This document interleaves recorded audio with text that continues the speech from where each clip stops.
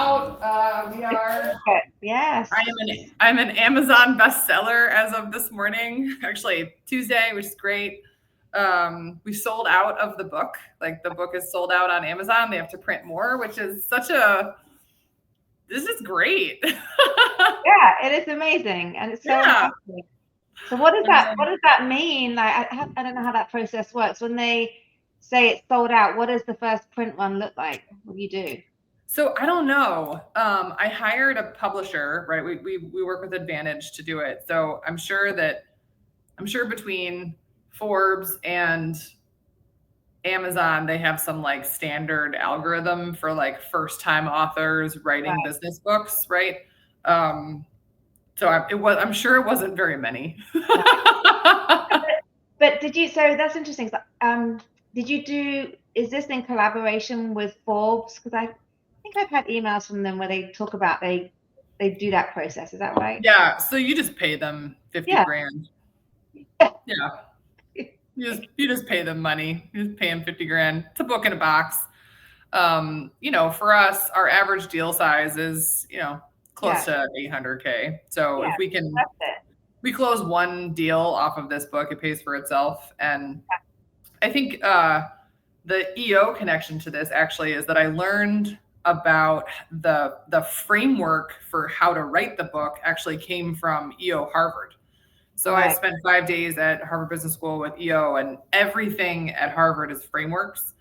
And so I came out of Harvard like, oh, if I'm going to write this book, I need a framework. And so that's how the 9-step process that we developed sort of came about. Right. But does Forbes interview you the whole way and they write it? Is that how it works? Yeah, it's supposed to work that way. So you pick a ghost, they give you, so they do a book plan, and then you pick a ghostwriter. And I think if I could give an experience share on it, I would have picked a better ghostwriter. Like I would have spent more time and energy really considering who the ghostwriter was going to be. I did end up at Christmas last year in tears because what they sent me was so bad.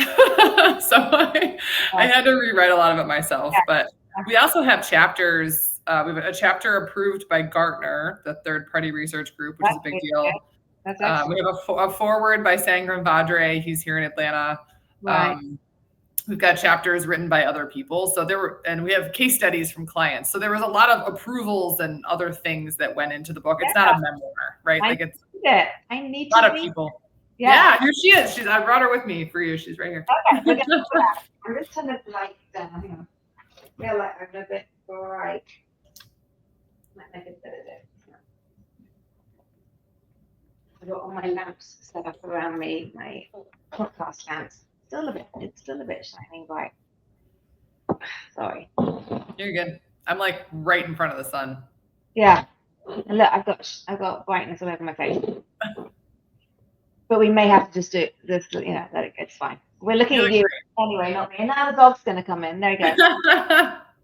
Milton, the one I was last week, we found out he has cancer. So I'm so sorry. Yeah, it was 2 weeks ago. Yeah, and they had to have his spleen removed. Oh my! It was very upsetting, and now we just got the results 2 days ago that he has very aggressive cancer. So it's all been a bit upsetting in my household because he's been like with us 12 years. So I'm gutted. He's the family dog, I'm so sorry. The girls are growing up with him. So anyway, so I just want to check something. When I'm going to introduce you, I was looking at your LinkedIn profile. So CEO, Chief Revenue Officer. You're an advisor, a best-selling author. You specialize and are an expert in B2B lead generation and demand generation, and a mother of 2 beautiful daughters. Is that right? Yeah, that's right. Okay. I'm going to say, is that all right? Anything else you want me to add there? No, if you want to kill one, you can kill the CRO. I don't know why that's still in there. CEO's fine. I will take that down. And a wife and mother. Okay. I'm going to do that right. Okay, so you feeling good? Yeah. Okay, let's do it. Let's have some fun. Let's do it. All right. Okay. So recording is on, so I'm just going to get started. Sure. Okay. Hello and welcome to EO Atlanta Taking Flight podcast. Welcome to our listeners. Welcome to our viewers. It's always a delight to be here. I've been doing this now, I think, for nearly 18 months, and I get just as excited every time I interview our next guest. And today is no different. I've been really, really keen to have this pretty incredible woman who is part of EO Atlanta to join us. And she has a lot to share with us today and a lot of very new news to share, which is always exciting. So the lady who is joining us is a CEO of her company. She is an advisor. And she's an advisor on B2B lead gen and demand gen. This lady knows so much about those critical disciplines to drive growth. This is the exciting piece. She is a best-selling author, and so we're going to hear so much about that today. And then, like, we are hot off the press as well. I know that. She is a wife and a mother to two beautiful daughters who I get to look at on Facebook and always love to see what they're up to and their travels, etc. So I want to welcome Cara Smith Brown to the podcast. Thank you so much for having me. It's such a treat. It is a treat. I love that. Yeah, I cannot wait to dive in today, Cara, and really hear your story. I feel like we've kind of been passing ships for the last few years, and now I get to nail you down and learn more about what has been going on in your world. So let's get to it. Okay, so my first question, we always like to come out the gate with this very strong educational related question is, I want to know, Cara, what did you get right when you took your first entrepreneurial flight? So what I got right was our business model. I got a lot wrong. But the business model I got right, and I got it right from the beginning. I was very, very fortunate to be a part of Groupon's very first spin up. So I sent the first Groupon email, which is so bizarre and has nothing to do with my business today. But one of the guys that started that company, part of the team that was there, told me very early on, it will cost you just as much to run a $2,500 account as it will to run a $250,000 account. Okay. And so I took that very seriously early on, and we have had a very strict commercialization strategy at the business for as long as I've owned it. We are retained only, so we do not do project work. Mm-hmm. And our minimum retainer has gone from 5 to 10 to 15 to 30. And so we are retained only. We have annual recurring revenues with no exit, as a matter of fact. So all of our clients are on essentially automatic renewing contracts, and it's just been awesome for us, right? We don't go back to them and say, hey, that's not in scope, because they're paying us so much that you just kind of get done what needs to get done. It allows us to experiment. It allows us to try new things. We got really into intent data in the last 18 months or so, which has been great for us. And because we're not doing a hyper specific SOW with very tiny, minute sprints, we can kind of change what we're doing on a regular basis. And it's been really effective for the company. That sounds incredible. So I mean, the value you provide must be very, very significant. These companies, they're not, they see you as a partner. You are an extension of what they do. They have to, in order for that model to work for you all. Yeah, I think the other thing that we did very well from the beginning, Sarah, actually, that's not true. It wasn't from the beginning. It was from about 2019. So about 2019, I partnered with Will Haraway, and we went all in on supply chain. So when I first got started, we would kind of take whatever we could get. We had pest control clients and weird software clients that would, anyone that would pay us, essentially. Mm-hmm. But in 2019, we went all in on supply chain only. And every single one of our clients, 100% of our book right now are trucks, planes, and boats. The tech that drives trucks, planes, and boats, and the money that drives trucks, planes, and boats. It's a $2 trillion industry. It's a humongous industry. Mm-hmm. And we're the only ones in this space. So to answer your question, yes, our clients definitely see us as a partner. It is much easier to be seen as a partner when you really understand their space. And so we can walk in the door and say, okay, I understand that you run every LTL shipment in the country through your software every night. You provide the accessorial data back to the LTL carriers, and now you want to sell that to shippers. I got it. And they're like, oh, wow, you really do, right? So I think the value is in the niche for sure. Yes. And so just to understand that a little bit more, and I love the sorry, I say niche, you say niche. It's okay. But I'm just interested. So does that mean they outsource all their marketing to your agency, or do you think it's a bit of a collaboration where there's still things they do internally, so it's more, you fulfill some of the pieces they need? So we do not do two things very specifically. We tell people there are two things that we do not do. One, we do not do creative. So your logo, website, etc., we will work with someone else, or we'll outsource it if you want to give it to us, but it's not our jam. And two, we don't make cold calls because cold calls don't convert. So we don't do it. So we are really the revenue operations shop. Like we're the team that drives the math behind what's going on in the go-to-market engine. And depending on the client, we'll end up doing like more sales consulting. Sometimes we do more Gartner and high level, sort of McKinsey level consulting. But it's because it's always in supply chain. It's pretty easy for us to service, depending on the sophistication of the client, wherever they are, right? So some clients are brand new and they need a HubSpot spin up and we go 0 to 1. Some clients have a marketing team of 12 and they really need, go to market sophisticated consulting on what Gartner Magic Quadrant should we be in. Yeah, that's great. Oh gosh, okay. I've done a lot in my time with Gartner Magic Quadrants and love them and hate them at the same time, but that's another conversation. So who are or were your co-pilots on this journey, Cara? So my number one co-pilot has been my husband. He has not divorced me, which is so great. And 2.5 years ago, 2022 was a really hard year for us. We got hit really hard by the Great Resignation. The business continued to grow. We've never had a problem with growth.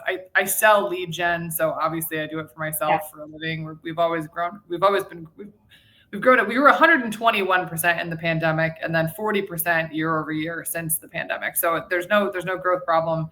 But when you grow that fast, you break every process internally, right? And my husband, Eric, is by trade a nuclear engineer. And so I convinced him one spring break to quit his job working for private equity and come and work for the family business. And it is the greatest decision that I've ever made. He is incredible. He also, what's really funny about him, Sarah, because he's an engineer, he doesn't have any preconceived notions about what's good, bad, or ugly in business or finance. So I just told him, hey, I need you to hit these KPIs for the business so we're healthy. And he's like, okay. And then he just did it. So he's been the best co-pilot. He's a great dad too, and he lets me do what I need to do. And I've heard great things about him. He's great. And like the Gino Wickman book, Rocket Fuel, has been central to our lives.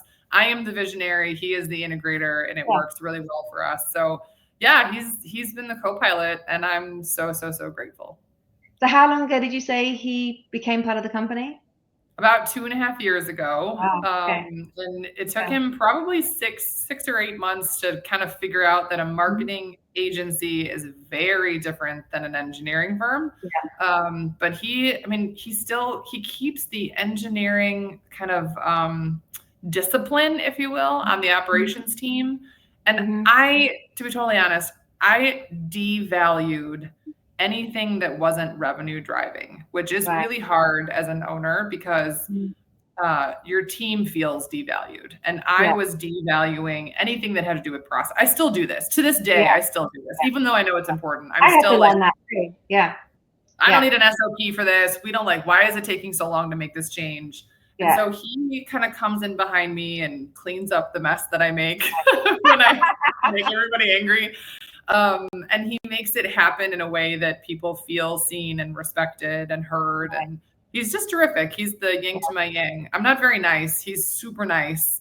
I'm really direct and aggressive, and he's really kind. More than one person have asked him, how are you married to her?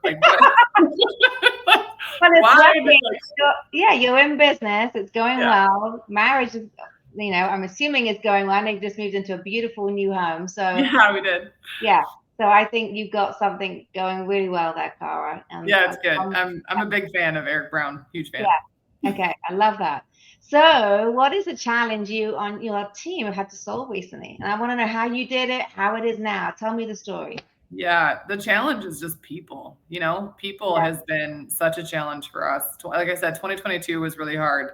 So 2022, I woke up every morning assuming that someone had quit the night before, and we also had a lot of people just like shutting laptops and walking off the job, which the last time that it happened, I called the woman that did it and I was like, I need you to understand, like, this isn't going to hurt me, Kara. Like, I know that you don't like me and that's okay, but I'm not going to feel any pain. I'm not hands on keyboard, but it's going to hurt the people that you're in the foxhole with, right? The folks that you're doing the work with every day are going to feel a ton of pain because you're walking off the job.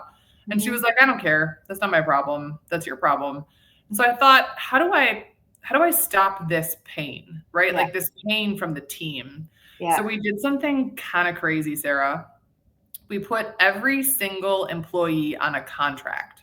Okay. So every single employee signs a 1-year contract, and there are some very specific stipulations in the contract. So one, you are no longer an at-will employee in the state of Georgia, which means that you are not allowed to walk off the job.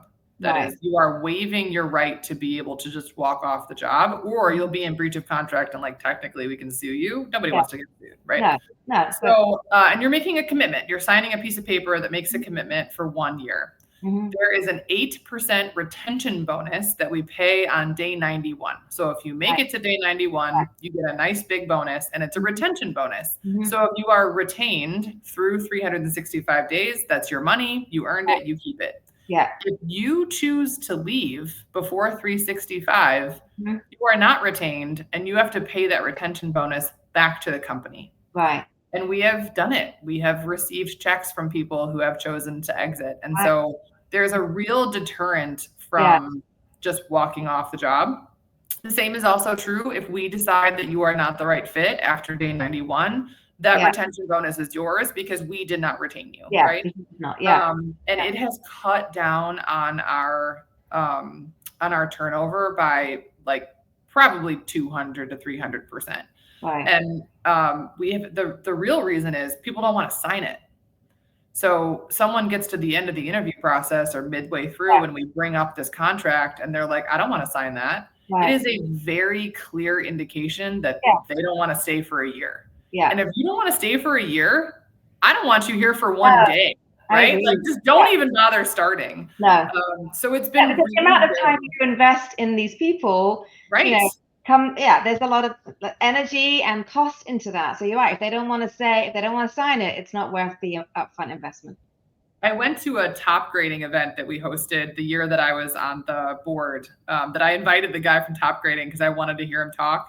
His name is Chris. And he said that every employee that you churn through, like the cost that I did, my math was $900,000. My math was and I was like, I'm not doing this anymore. Like I'm not doing these like in for 6 or 7 months. And then the damage they do to the client relationships and the team and the culture. So it's forced us to be really a lot more specific about who we're hiring. Our hiring processes have improved. We're using the top grading process. And we're making sure that the employees that we're bringing on are really serious. And then every year we have to recommit. We basically get remarried every year. So it's not just a performance review. It's a contract signing. Like, hey, we're going to get remarried. We're recommitting to each other. And that's really important. And then the team knows. The team knows that the person in the foxhole next to them, the person I'm counting on to get this job done, isn't going to walk off the job. At a minimum, we get 30 days. There's a 30-day exit inside that contract. So we've had people exit. They go on and do other things, and we're happy for them. But they give us 30 days to replace that resource, and it's just game changer for client work.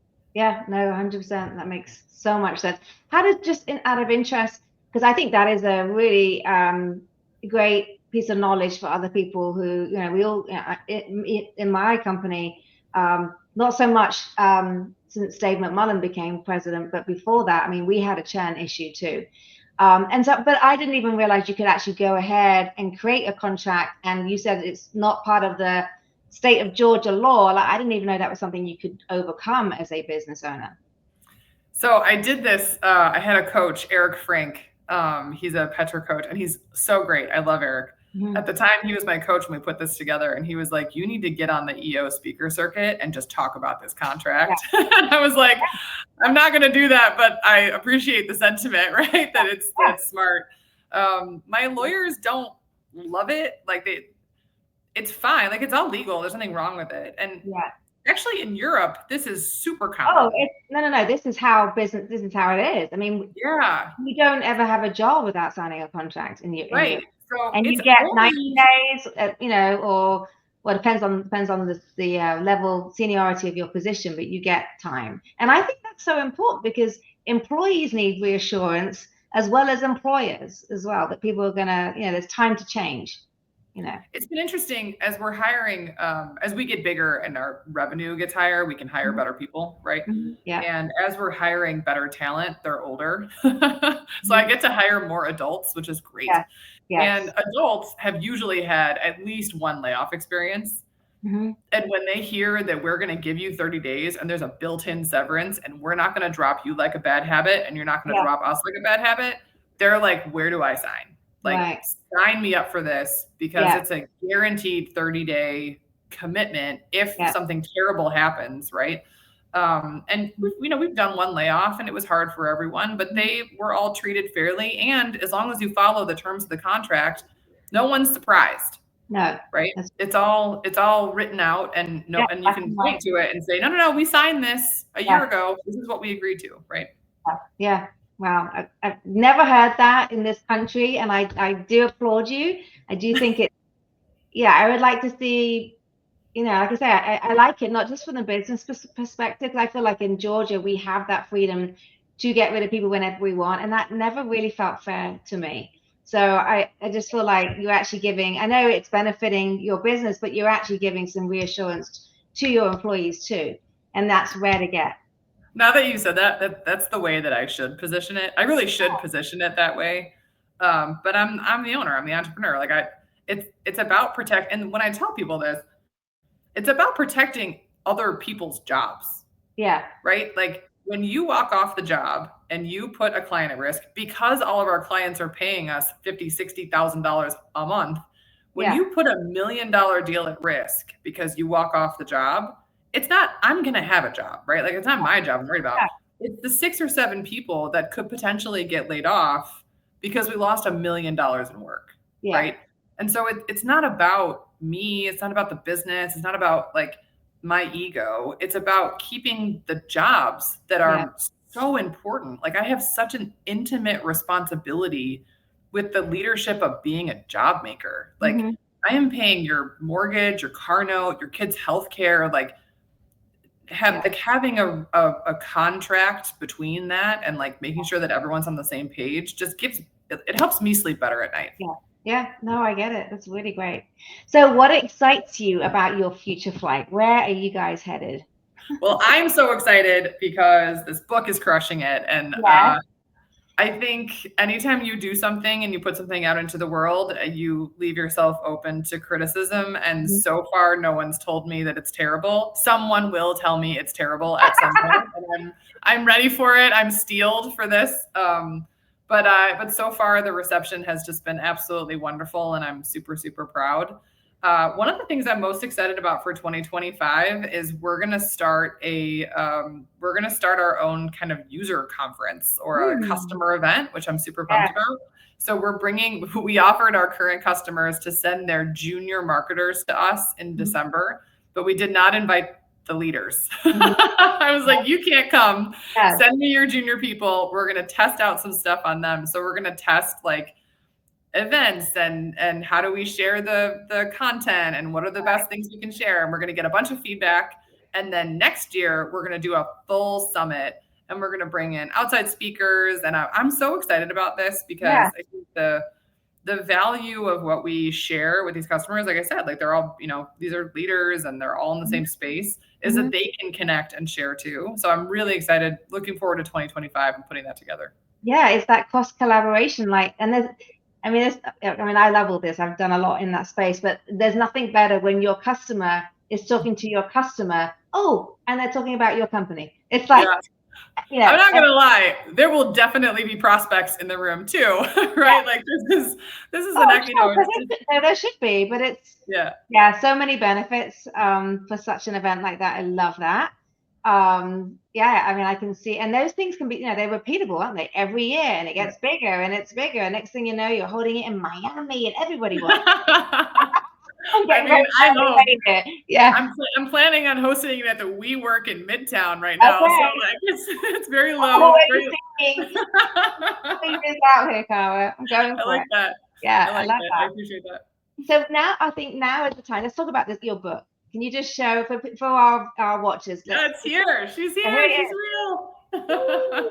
So what is it called? Read it out to me. What is that title? Yeah, so it's called The Revenue Engine, and the subtitle is Fueling a B2B High Octane Pipeline. It's our methodology. We were sharing before we started recording. I'm very, very, very into the EO executive learning stuff. I am all in on the international learning. It has materially changed my life and the way I run my business. So I've done Harvard, Wharton, London, and I'm currently in the EMP program right now. And so I went to London. I think it was 22 or something. I went to Harvard. So I go to Harvard, and it's 5 days. It's incredible. It's amazing. I highly recommend it. But it's all about frameworks. Like every case study is solved by using a framework. And I walked out of Harvard with a framework of my own. Like, so I kind of spent those 5 days taking notes, and I built a framework. So we have a 9-step framework that we call the Revenue Engine. It is share good news, track interest, follow up. There are 3 funnels: the prospect funnel, nurture funnel, customer funnel, and we measure volume, velocity, and value. And so the book kind of wrote itself. So it's 9 chapters on this methodology that we built, this framework, and then 1 chapter on AI, because Forbes told me I had to have a chapter on AI. So, no book is a new book without AI in it. Come on. Yeah, exactly. No book in 2024 is a book without AI. So there's some tips and tricks about AI, but really what it was meant for is 22-year-old Kara Brown. So I start the book off with, I was the marketing girl. I've always been the marketing girl in these really ugly, heavy industrial industries like garbage and freight. And there was never any like playbook for the marketing girl. There were no KPIs. Like as long as the website was up and you had sell sheets and trade show collateral, like my job was kind of done. And I couldn't get a seat at the table. I couldn't get a seat at the leadership table because I wasn't really delivering value that they found important. And so over the last 15 years, we've developed a methodology for delivering value marketing seat at the leadership table of these supply chain companies to the point of almost a $10 million business. And so we just put it in a book and we're giving it away for free. And if you can do it yourself, awesome. 99% of my friends in supply chain will not be able to do it themselves. So I'm counting on them reaching out to us. And I just, it's a 250-page business card, but it's also like it's a 2% thing, right? Like 2%, less than 2% of women will break $1 million in revenue. I'm an Ironman. Less than 2% of the population's done an Ironman, and less than 2% of the population are published authors. Like there's just kind of this chip on my shoulder about getting these hard things done. And I'm really proud of it. It's a real book. It's 250 pages. We have a chapter approved by Gartner. We have a chapter, the foreword is written by Sangram Vadre here in Atlanta. I have a co-author in the AI chapter, who is the CEO, Manoj, who's the CEO of Sales Intel. So there's a bunch of cool stuff in it that's not just like me. Like there's other humans that are participated. That sounds incredible. And the methodology can be game changing when people, you got to get it in the right order. There's so much so associated to that methodology. But just even reading it and knowing you don't want to do it yourself, but having an understanding of what it looks like. Sometimes people can't wrap their arms around things until they kind of can visualize it. So I think that makes a lot of sense. And do you think, is it relevant to B2B marketing executives in general, or just in supply chain? No, I mean, the goal of like putting this really cute girl on the cover, we had one version that was a truck. and we Right. had one version that was the chick, so we called it the truck of the chick. Yeah. Is that the philosophies, the framework, the examples, the language. We talk about using the word record, not lead. We talk about CRMs, like all of that is applicable to anyone who does B2B. This Right. book is useless to anyone in business to consumer, totally useless. But Right. it's a really good playbook, and it's got some really like specific takeaways for anyone in B2B. The examples are all transportation and supply chain related because that's my business, but the goal is to kind of take this and, whenever we wrap up whatever we're doing here in supply chain, is to take it on the road, right? Yes, definitely. I see lots of keynotes happening from this book. Amazing. So we are the first. Are we the first podcast, Cara, that the book has been announced on? It's like No, you're not. You're the first non-supply chain podcast. How about that? Okay, I'll take that. The first non-supply chain podcast. I'm going to own that one. The first Okay. the supply chain community is incredible. They have come out of the woodwork to support this. I'm super grateful. Yeah, that's fantastic. Well, I'm really excited for you. I have no ownership to say I'm proud of you, but I'm proud of you. That's great. I appreciate that. One businesswoman to another. That's been amazing. But we got to touch on this Ironman. Sure. You have done an Ironman. Tell me about I have done an Ironman. I did Ironman Wisconsin in 2009. Right. Okay. I was a child. I was a baby. So Ironman is funny. It's either people in their 20s before they have children, or people in their 50s after the kids are gone. There's really no one in their like 30s that are doing Ironman. Like they're all having kids. Yeah. So I did it. I was 26. It's actually a great story. The story is in the book. So my husband and I had been dating for 3 years when I did the Ironman. And he told me we would get engaged at the finish line he told me we would get engaged after the Ironman. So just after the race. Because the race, it's really it's like a selfish thing. It's a lot of you time. Yeah. It wasn't because he wanted to make sure you could do the Ironman before he said, I'll make you my wife. Yeah. Well, actually, I did it. He's super athletic, but I did it and he did not. So it's still been a thing that he hasn't finished an Ironman yet. Yeah, okay. So he told me we would get engaged afterwards. So I heard at the finish line, like my 26-year-old brain heard at the finish line. There was no ring at the finish line. Okay. So long story short, he was like, okay, we'll get engaged. Like, stop being so crazy. And so I booked the church before we were engaged. I didn't have a ring yet. And I put the receipt for the church on my refrigerator, and he came home one night and he was like, what is this on the fridge? I'm like, I forgot to tell you, I booked the church for my wedding. He was like, what wedding? I was like, my wedding in 264 days, if you want to be there. So yeah, 2 weeks later I had a ring. It's like the best hard close of my whole life was getting Eric Brown, tricking him into marrying me. Getting Eric Brown. Yeah. Sounds like it paid off for you getting Eric Brown. It did in so many ways. Yeah. Yeah. Okay. That sounds good. I love it. So another reason to read the book, to learn more about the Ironman and the whole story associated around it. So Cara, who are you? I want to know more about you. I know, and you self-described earlier that I thought was you a bit unfair on yourself. Like Eric's the nice person. You're not the nice person. You're hard. Come on, talk to me a little bit more not about the negatives. I want to know more about you in general. Yeah, I think me as a person, I value a couple of things deeper than others, right? One of them is loyalty, and doing hard things and doing what you say you're going to do. Mm-hmm. And so I think if you knew me as a human, a lot of folks that are going to watch this do know me as a human. I'm relatively polarizing.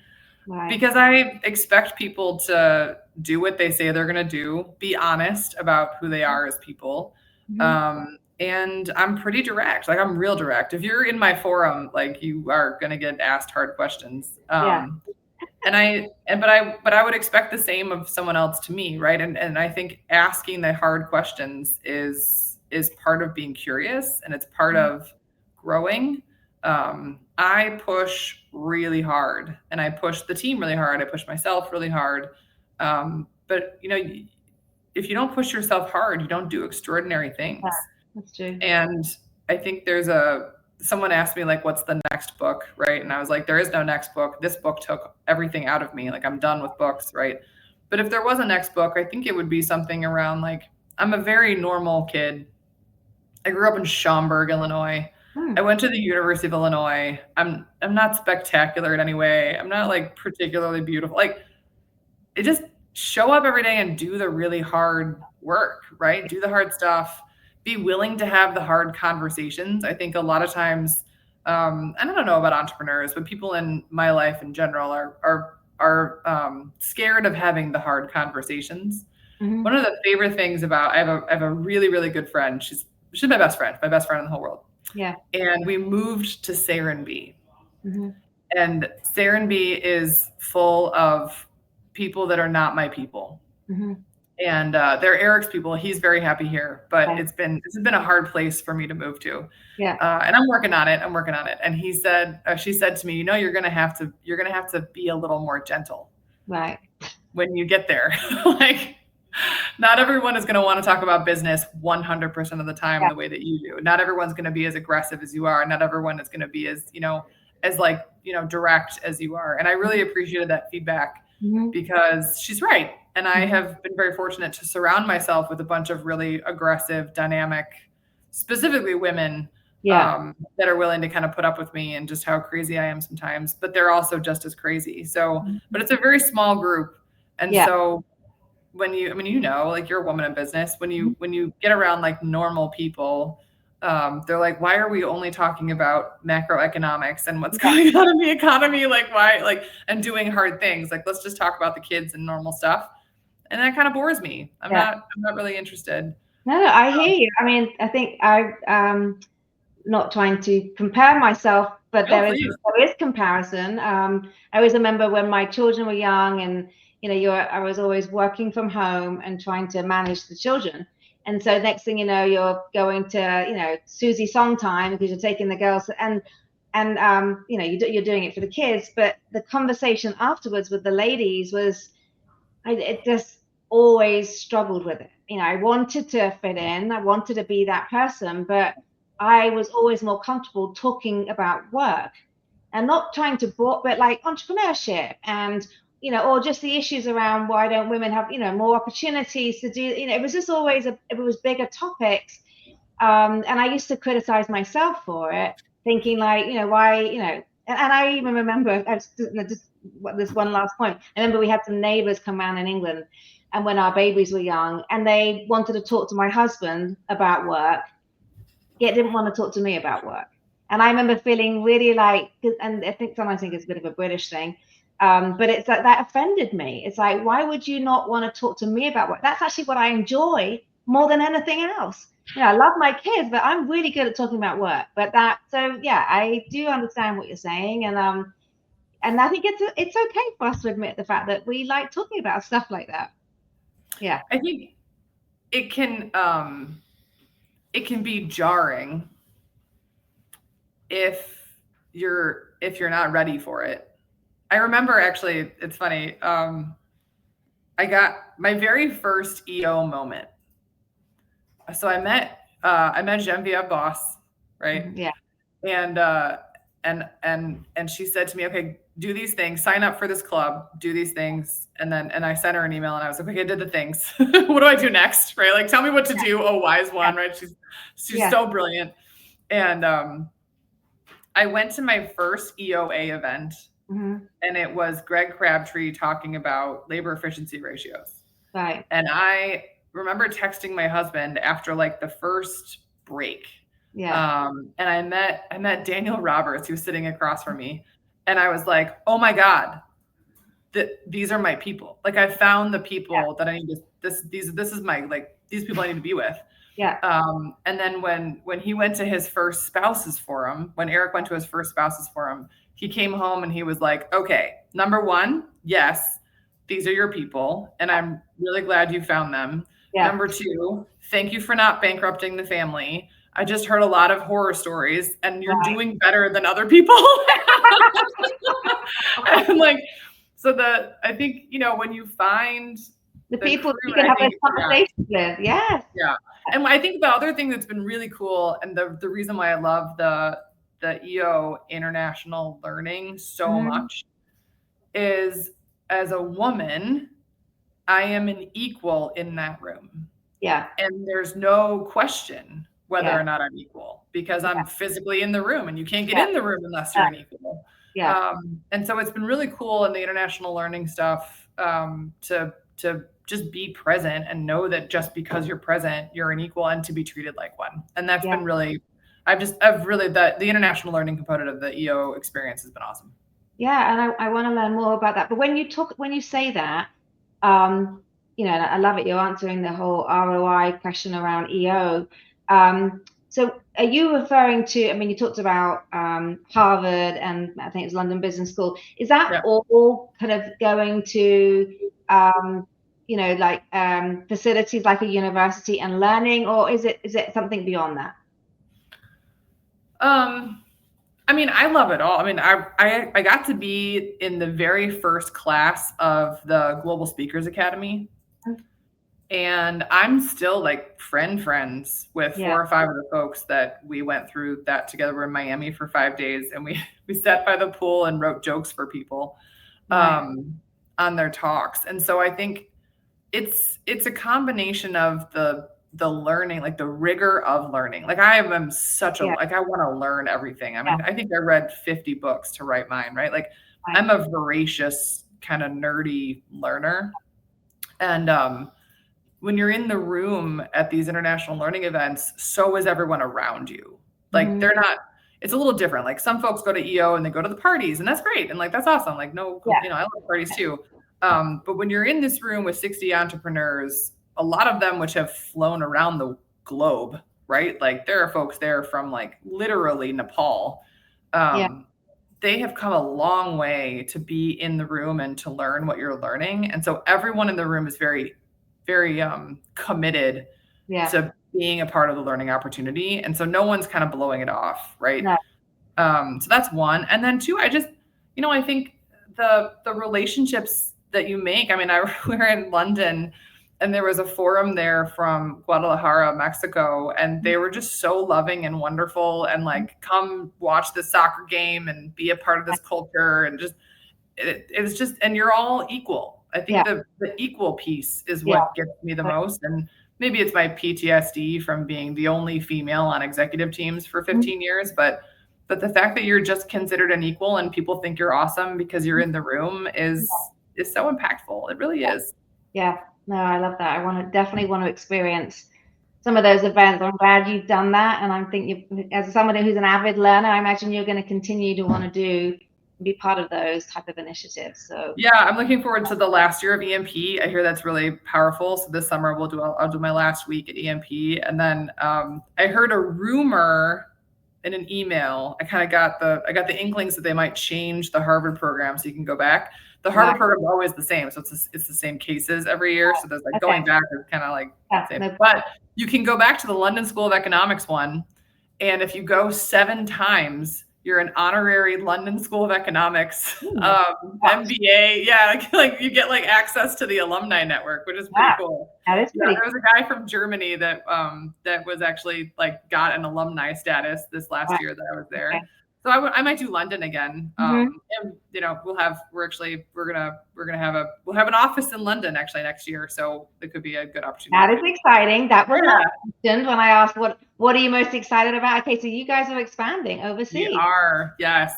I guess I can tell you at EO because you're not in supply chain, and I'm not sure my supply chain friends will watch, but yeah, we're kind of the announcement will come out in December, but we're officially opening an office in the UK. And we have 3 clients already in EMEA, which is crazy. But exactly the same sort of philosophy and methodology that we use here in the US can be applied to the UK and EMEA. And I'm very fortunate. When I was in my 20s, I worked for an international air freight forwarder. And one of the guys that sold that business came to me and said, hey, I want to do this. I want to take what you're doing in the US and I want to bring it to the UK. And my first reaction, Sarah, was that's really nice, but that's a shiny object syndrome, and I'm not allowed to do those anymore. Right. Yeah, I'm not allowed to do any more shiny objects because I get in trouble. So when you get a customer in the UK, let me know, and then I'll work on it. But like until you do that, like no thanks. And then 2 weeks later, I closed a deal in Norway. with a Norwegian company, and part of the deal with the Norwegian company was I had to have an office in the UK. So I called him back and I was like, hey, remember that deal that I like kind of shot you down on? Like, you still want to do that? So that makes business sense. But you're smart.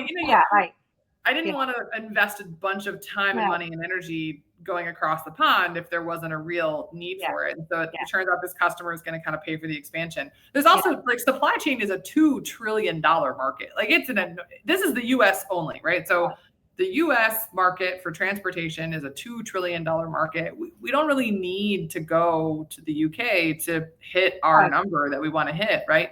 But it is pretty damn fun. I'm really excited. So we'll be in Windsor. Is where the office will be, which is beautiful. And I've got to go over a couple times, and I'll be there a lot more in 25. That's gorgeous. Yeah, that's a great place. And I think that's smart because whenever, I mean, the UK, even though we all kind of think, well, we speak the same language, like you have to have somebody there responsible for that market. You cannot do it from the States and just kind of like, because flying in and flying out, I used to try and do that, but you need boots on the ground. It's the same as in the US. You got to network your way through. And I think it's smart that you've hired somebody. I'm assuming he's British and he's based very British. Yes. Yes, that's the way to do it. He's British, and what's really cool about it is he would have been a customer.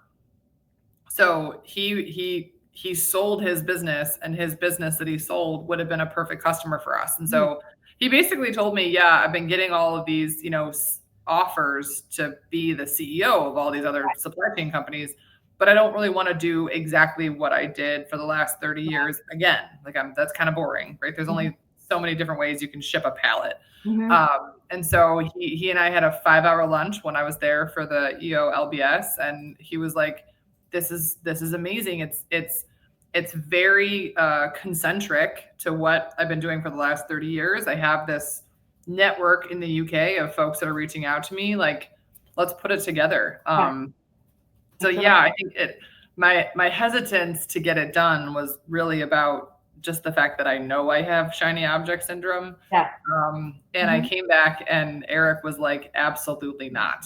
Right. So